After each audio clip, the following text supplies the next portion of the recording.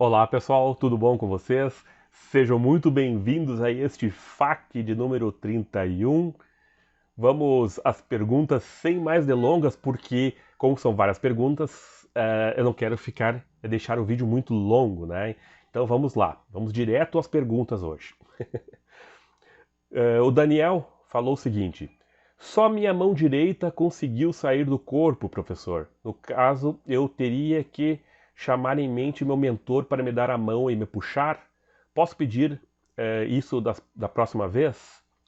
Pode pedir sim. É uma alternativa também de pedir ao amparador que ele lhe puxe para fora do corpo quando você conseguir soltar a mão, né? É uma forma bem interessante também de se realizar. Eu nunca fiz assim dessa forma.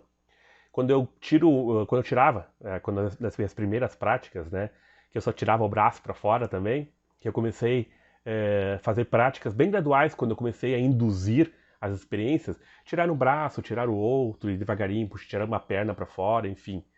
E eu tirava o meu braço para fora e esticava ele e tentava segurar em alguma coisa e me puxar para fora, né? É uma alternativa também. Você pode pedir ajuda de um parador para isso. Se eu não me engano, foi o Wagner Borges, inclusive, que falou algo do tipo que você pode pedir para o amparador te puxar para fora, tá? Mas não tenha também tanta ansiedade assim para sair, né? Se você estirou o braço para fora e está percebendo isso, procure curtir esse momento. Faça testes com isso, né? Procure sentir, tire o braço, procure sentir o ambiente com o braço astral. Tente esticar o teu braço de forma que toque a algo longe de você, que não poderia ser tocado com o seu braço físico, para você ter a real certeza de que não está utilizando o braço físico. E assim você pode ir fazendo, tá? Mas sim, pode utilizar esse procedimento de pedir o auxílio extrafísico para lhe puxar, tá?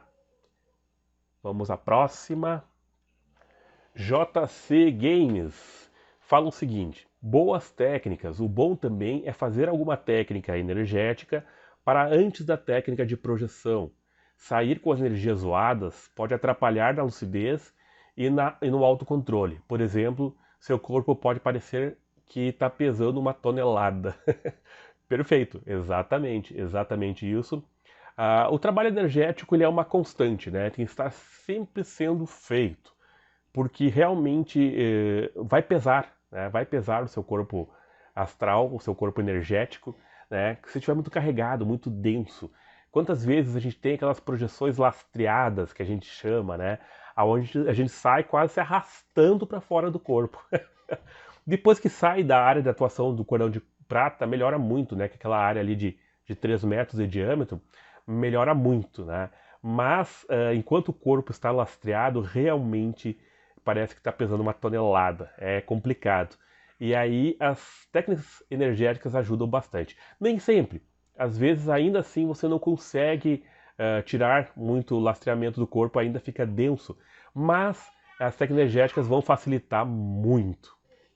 Vamos lá, tocando adiante. Daniel, novamente, ele pergunta o seguinte: professor, como eu diferencio se é da mente ou real? Existe ambos os dois? E como eu posso saber quando é real? É uma boa pergunta. Realmente essa questão de diferenciar quando é real e quando não é real é algo que às vezes leva um tempo de prática e muitos questionamentos interiores, muitos questionamentos internos, né? A gente fica se perguntando, mas será que isso aqui realmente foi? Será que isso aqui não foi?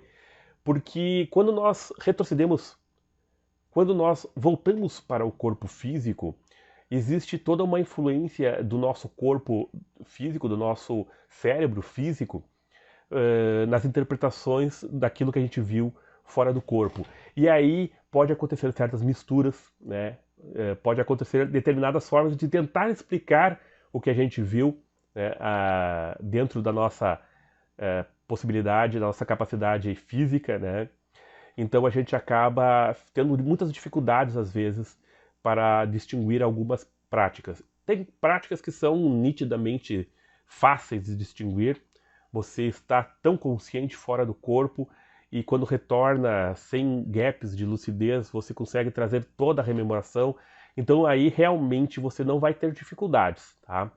Vai ser muito fácil de compreender o que você estava realmente fora do corpo, tá? Outras não, outras ficam mais misturadas e difíceis, principalmente quando você não anota logo que acorda, você acaba adormecendo de novo e vai lembrar posteriormente da prática, aí realmente ela fica mais difícil de compreender.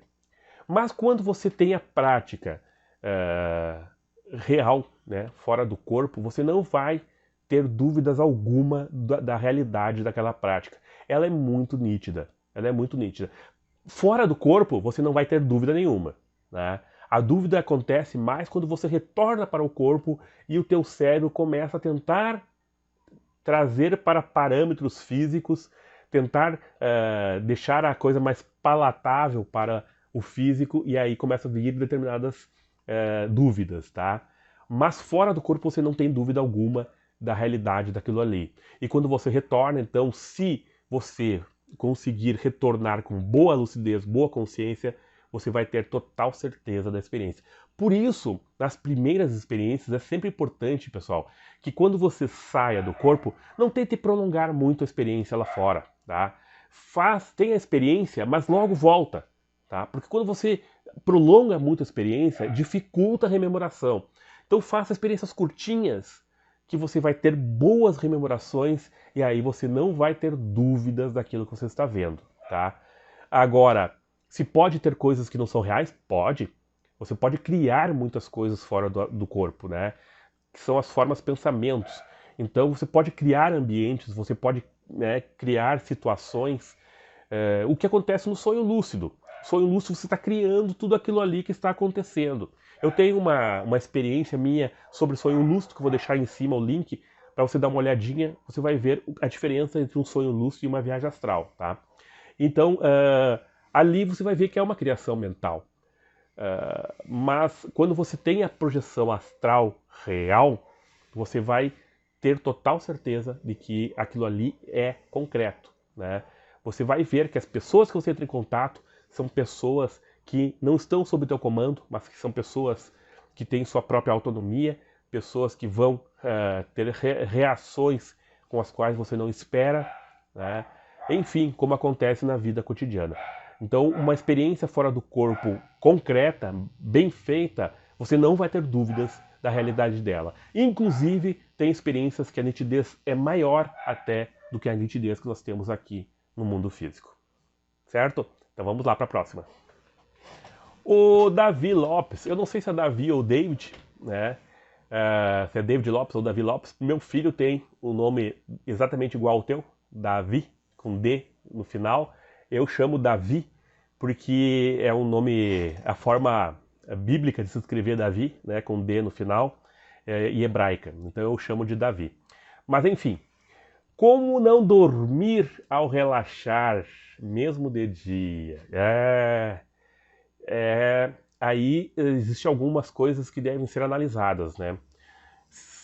O seu nível de cansaço quando está indo deitar, né? O nível de estresse mental que você tem no seu dia a dia pode levar com que você, ao deitar, apague, né? Tem que ver o horário que você está fazendo. No caso, você diz ali que mesmo de dia acaba adormecendo, então você tem que tentar realizar técnicas um pouquinho mais rápido. Não demorar muito no relaxamento. Talvez você esteja demorando muito no relaxamento e aí passa do ponto, né? Porque isso depende muito de pessoa para pessoa. Tem pessoas que deitam para fazer um relaxamento e levam 40, 50 minutos relaxando para poder fazer uma prática. Tem outros que em 10 minutos está pronto, né? Depende muito da pessoa. Então você vai ter que achar o seu ponto ali, onde você não passe para o adormecer, tá? Que fique naquele intermediário entre estar na vigília e o adormecer, tá? O meu conselho, então, é dar uma olhada nisso aí, nessa questão de que se você não está passando do ponto, outra coisa, ver como é que está seu estresse mental, seu cansaço físico, o próprio cansaço mental ali, que leva a esse adormecimento rápido. Aí seria legal você começar a realizar meditação, realizar alguns procedimentos que ajudem a você a ter um pouco mais de tranquilidade mental, né? Também tem vitaminas que ajudam muito isso, porque chega a uma determinada altura da nossa vida, nós que já estamos mais velhos um pouco, acabamos tendo um cansaço maior, né? E acabamos adormecendo mais fácil durante determinadas práticas de relaxamento. Então, vitaminas como a própria a vitamina B3, B6, se eu não me engano, o triptofano, se não me engano, também é bom. Enfim, existem algumas vitaminas que ajudam a esse equilíbrio aí, também é uma coisa legal, né? Tomar algumas vitaminas sempre ajuda, tá? A dar uma equilibrada para nós que já estamos um pouquinho mais velhos aí. A vitamina D também é uma vitamina que, quando falta, principalmente na idade de quem já passou aí dos 40, a vitamina D normalmente falta muito no nosso corpo, né? Esses dias fui fazer um exame de vitamina D, minha vitamina D estava lá embaixo, né? Então, isso faz com que você se sinta muito cansado, muito desanimado, né? E aí você vai fazer uma prática e vai acabar adormecendo. Então é legal dar uma olhada nessa questão também das vitaminas, tá? Tem o vizinho tá cortando grama aqui, pessoal, então vocês vão ouvir um barulho. Tente não se ligar a isso. Bom, agora é um nome japonês, aí complica, né? Teruya Sakaki. Diz o seguinte: mas o receio que tenho é de ver coisas que eu não quero ver, espíritos obsessores, demônios, coisas que estão dentro da casa, mas eu não vejo, e acabar traumatizado ao ver algo assim durante a projeção astral. Bom, vamos lá. Primeiro, né? Por isso é importante todo um trabalho de energias, né? Trabalho com a limpeza energética, tanto sua como do próprio ambiente onde você está. Existem técnicas para isso. Eu tenho um vídeo até aqui onde eu falo de defesa astral, se eu não me engano, que fala de algumas técnicas para esse tipo de coisa, tá? Então você precisa fazer técnicas de limpeza do seu ambiente, né? Técnicas de limpeza sua mesmo, energética, né? E aí, com certeza, quando você for sair do corpo, você não terá essas dificuldades. E se tiver algum contato ruim, você irá retornar automaticamente para o corpo. Porque qualquer ameaça ou susto que a gente leve fora do corpo, é muito comum que a gente retroceda rapidamente ao corpo, né? Então, não tenha medo disso, tá? Mas normalmente, você não vai ver nas primeiras vezes praticamente nada fora do corpo, a não ser o seu próprio ambiente, tá? É muito comum quando os amparadores veem que você está realizando esse tipo de prática, eles cheguem no ambiente fazendo já essa higienização do ambiente e não deixando que nada fique por perto ali que vá te atrapalhar, tá? Então é bem comum você sair do corpo dentro do seu próprio quarto mesmo, não ver nada demais a não ser o seu ambiente físico ali, e aos poucos você ir experimentando coisas além, tá? Claro, né, não existem regras, as coisas podem ser diferentes para cada um, pode ser que você saia do corpo e vá encontrar com algum espírito assediador, até devido a esse teu próprio medo, né? Então, eu aconselho primeiro que quando a pessoa quer realmente realizar esse tipo de experiência, tem que trabalhar os seus medos, trabalhar aí essas questõezinhas pendentes que você tem, que você vai eliminando com o conhecimento, com o estudo, leitura de livros, etc. Tá? Aí você vai vendo que as coisas não são bem assim, tá? Demônios. Olha, eu nunca vi um demônio fora do corpo. E faz 30 anos que eu estudo essas questões e pratico. Eu nunca vi um demônio. Não digo que não exista, existem tantas coisas estranhas às vezes fora do corpo, frutos de criações mentais, enfim, mas eu nunca vi. Tá? Espíritos obsessores existem, mas dentro do seu ambiente, onde você está realizando a prática, é muito difícil acontecer. Se você for realizar uma prática de projeção astral num hotel, sei lá, em qualquer outro lugar, aí pode ser até que você vá ter alguns encontros diferentes, né? Mas dentro do seu ambiente, normalmente não. Principalmente se você realizar experiências que vão te limpar o teu ambiente, tá? Vamos lá, então, continuando. O Roger Carlos, ele diz o seguinte: é possível fazer projeção astral para a estrela Sirius? Tenho muita vontade de conhecer sírios e os sirianos. Bom, claro, é possível sim, é possível. A gente pode fazer viagens astrais até os confins aí do nosso universo. Como diz a Débora Sachs, esses dias numa entrevista dela, ela disse que ela foi tão distante que ela acredita ter tocado lá na borda do final do nosso universo, né? O próprio Saulo, esses dias eu estava falando também, das viagens dele interplanetárias aí, por vários locais. Enfim, é possível sim, é possível sim. Mas eu sou um pouco mais pé no chão, né? E eu acredito que, primeiramente, a gente deve, antes de pensar em ver sírios e sirianos, etc., a gente deve pensar em nos trabalharmos no aqui, no agora, né? Realizarmos projeções de trabalhos conosco mesmo, de crescimento espiritual, de mudança comportamental, né? De conhecimento e de assistência e auxílio, né? Então eu acho que é mais importante focar primeiro nesse tipo de coisa, que naturalmente depois, com o tempo, você irá então conhecer seres de outros locais, etc. Principalmente locais onde a evolução é muito maior que a nossa, tá? Se você não estiver preparado para isso, você não vai conseguir chegar até lá. Então não adianta ter pressa nesse tipo de coisa, né?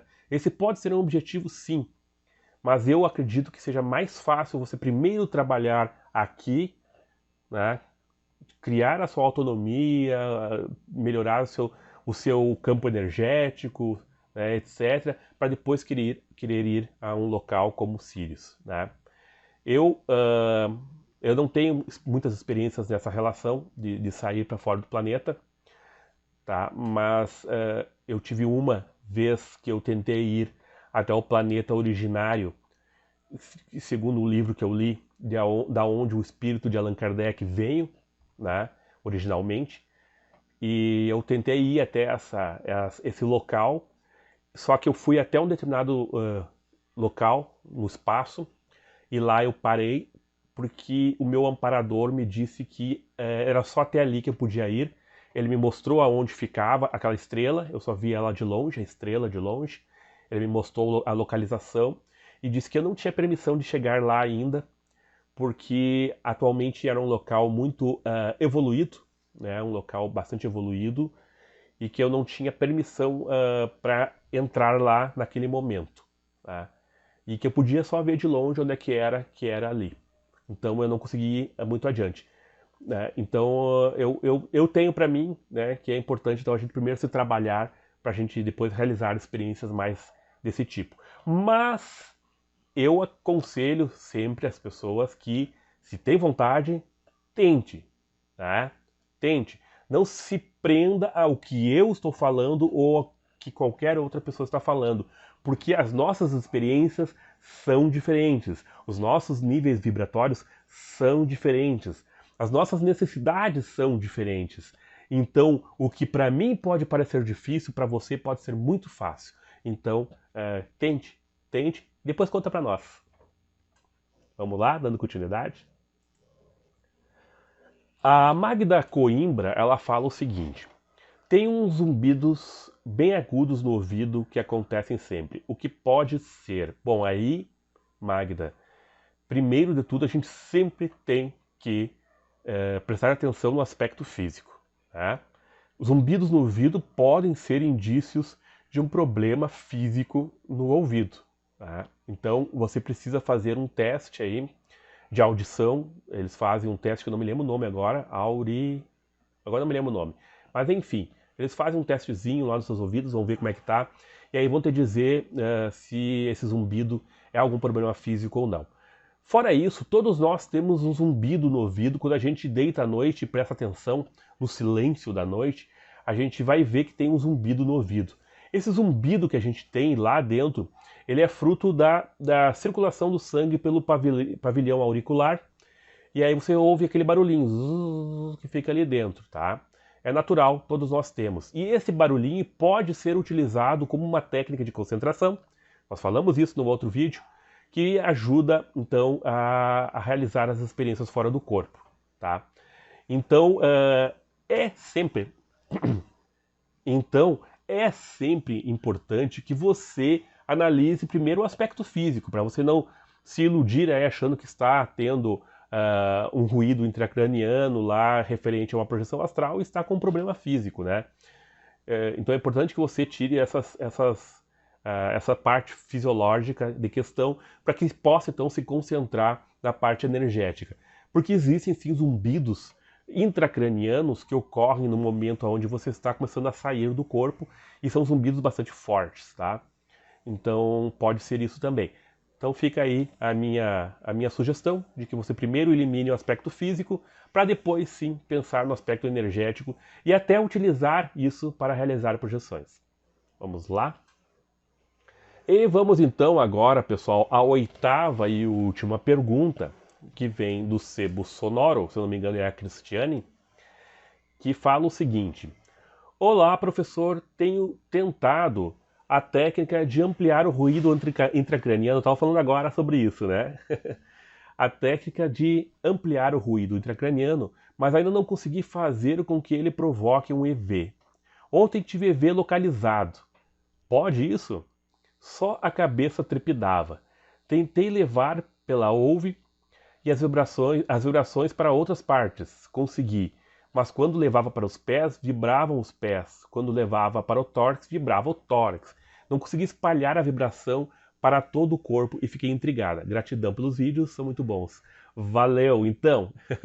Eu tenho muito isso também. Né? Inclusive até eu já deixei de fazer uma projeção astral para ficar me concentrando aonde surgia esse ruído interno intracraniano, que ficava fixo só na minha cabeça. Então eu fiquei observando e ele surgia lá na pineal, bem no centro da cabeça, e dali ele se expandia como uma onda. Zzz. Primeiro ele não fazia um zumbido constante, ele ia ampliando. Zzz, zzz, zzz. Só que ele ia aumentando, até que em determinado momento ele estava por dentro da cabeça toda, né? E aí sim eu consigo me deslocar. Mas dessa vez, inclusive, eu não consegui, porque eu fiquei só tentando cuidar o que acontecia, né? Fazendo uma experiência no caso, né? O que acontecia, da onde surgia, né, esse zumbido. E é lá na pineal, tá? Bom,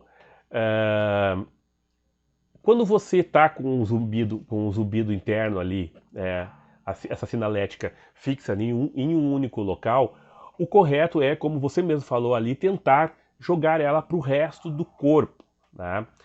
No caso, me parece que você, ao jogar para outras partes do corpo, você automaticamente se concentrava nessas partes do corpo, e por isso ele acabava ficando localizado, né? Só nos pés, só no tórax, né? Ficava assim e ele não circulava. Você tem que jogar ele como uma onda, né? Sem tirar a concentração do ponto aonde ele iniciou, mas jogar ele inteiro para o corpo, fazendo ir e voltar inteiro, sem, por exemplo, sair daqui, se concentrar aqui, se concentrar no pé, porque aí ele vai ficando localizado. Né? Você vai jogando para cada local, ele vai localizando, ele não fica inteiro.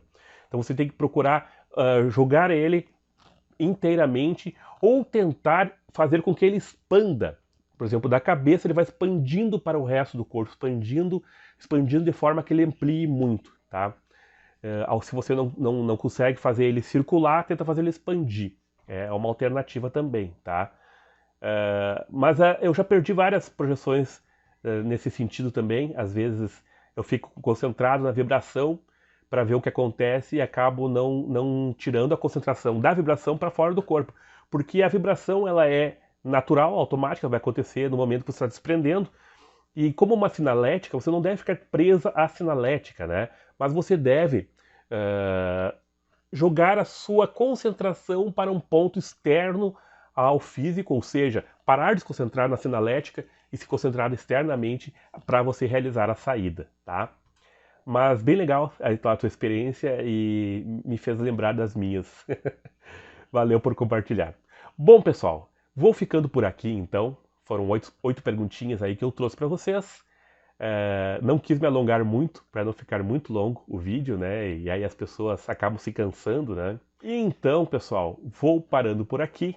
agradeço imensamente todos vocês por estarem assistindo este vídeo, por estarem fazendo perguntas, deixando perguntas aí no canal. É sempre importante as perguntas, eu procuro responder todas. Se eu me passarem alguma, pessoal, vocês me avisem ou refaçam a pergunta, que eu vou ver e vou responder, tá? Às vezes acontece, né? São muitas perguntas e acaba, muitos comentários no geral, né? E acaba que alguma coisa e outra passa, né? Às vezes eu respondo escrito na hora ali para não deixar a pessoa no vácuo esperando né, ser respondida. Eu respondo ali no vídeo, no teclado, e aí acabo que ela passa depois essa pergunta e eu acabo não encontrando, né? E então eu peço para vocês que se passou a pergunta de vocês aí que eu não respondi, quiserem refazer ela, se não respondi nem manualmente ali no teclado, vocês me falem que eu procuro responder num próximo vídeo. Bom, pessoal, vamos ficando por aqui então. Muito obrigado, paz profunda e até o próximo vídeo.